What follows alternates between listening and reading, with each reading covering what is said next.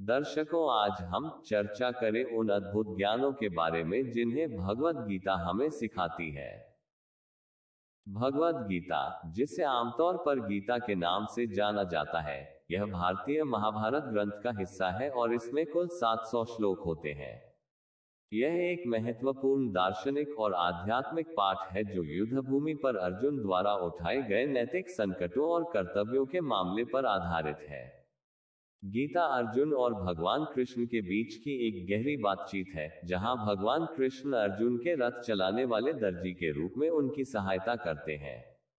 गीता जीवन, कर्म और आध्यात्मिकता के विभिन्न पहलुओं पर गहरी दार्शनिक और आध्यात्मिक उपदेश प्रदान करती है। यहाँ कुछ महत्वपूर्ण शिक्षाएं हैं। धर्म और कर्तव्य। भगवद गीता में धर्म का आदान प्रदान है। धर्म सिर्फ एक कर्तव्य या जिम्मेदारी नहीं है, बल्कि यह एक नैतिक आदर्श भी है जो किसी के कार्यों का मार्गदर्शन करता है। भगवान कृष्ण इस बारे में जोर देते हैं कि प्रत्येक व्यक्ति का धर्म समाज में उनकी भूमिका के आधार पर अद्वितीय होता है और उन्हें समर्पण और ईमानदारी के साथ निभाना चाहिए। मोक्ष की ओर जाने के रास्ते। भगवद गीता में दिव्यता से जुड़ने और मोक्ष प्राप्त करने के विभिन्न रास्तों का विवरण दिया गया है। इन रास्तों में शामिल है कर्म योग। इसमें अनासक्ति के साथ कर्म करने की योगा है, जहां व्यक्ति अपने कर्तव्यों का पालन करता है और परिणामों के लिए आसक्ति नहीं रखता। भक्ति योग। इसमें भगवान के प्रति भक्ति और प्रेम की योगा है। ज्ञान योग। इसमें ज्ञान और आत्मा साक्षात्कार की योगा है। ध्यान योग। इसमें ध्यान और विचार की योगा है। ये रास्ते मोक्ष की ओर आगे बढ़ने के लिए मार्गदर्शन करते हैं और दिव्यता से जुड़ने का माध्यम प्रदान करते हैं। आत्मा का प्राकृतिक स्वरूप। भगवान कृष्ण आत्मन के शाश्वत स्वरूप का वर्णन करते हैं, जो भौतिक शरीर से भिन्न होता है। इस भिन्नता को समझना आध्यात्मिक विकास के लिए महत्वपूर्ण है। संदेह को पार करना। अर्जुन मानव स्वभाव को संदेह और कठिनाइयों से भरपूर प्रतीत करते हैं। गीता हमें संदेह को पार करने और ज्ञान के मार्गदर्शन से स्पष्टता के साथ निर्णय लेने की शिक्षा देती है। मन का नियंत्रण। गीता मन को नियंत्रित करने के महत्व की चर्चा करती है। यह मन को एक उग्र हवा के समान दर्शाती है, लेकिन साधना और अनुशासन के साथ इसे काबू में किया जा सकता। त्याग और कर्म। भगवद गीता का सम्मिलन।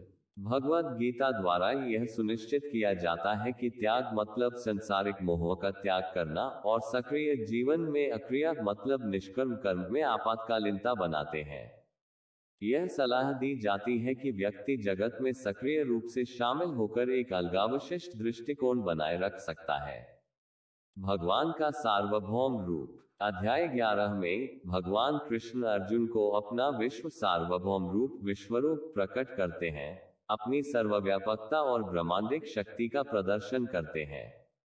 यह दृश्य आदर्श और विनम्र दोनों होता है और इससे हमें अपनी छोटाई और नकारात्मकता का आभास होता है।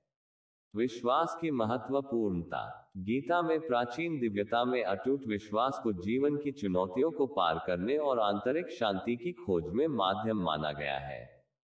यह सिखाती है कि वे लोग जिनका विश्वास दिव्यता में है, उन्हें आखिरकार शरण और मार्गदर्शन मिलता है। भगवद गीता किसी भी व्यक्ति के लिए एक अकालिक मार्गदर्शन है जो जीवन के गहरे सवालों के उत्तर और आध्यात्मिक विकास की दिशा में है। इसकी शिक्षाएं धार्मिक सीमाओं को पार करती हैं और लोगों को दुनिया भर में प्रेरित करने का काम करती हैं। यह एक ग्रंथ है जो विचारधारा और विचार को आमंत्रित करता है, मानव स्थिति और आध्यात्मिक प्रगति की खोज में अंतर्दर्शन प्रदान करता है। अगर आपको हमारी दी गई जानकारी पसंद आई हो, तो कृपया हमारे चैनल को लाइक, शेयर, कमेंट और सब्सक्राइब करें।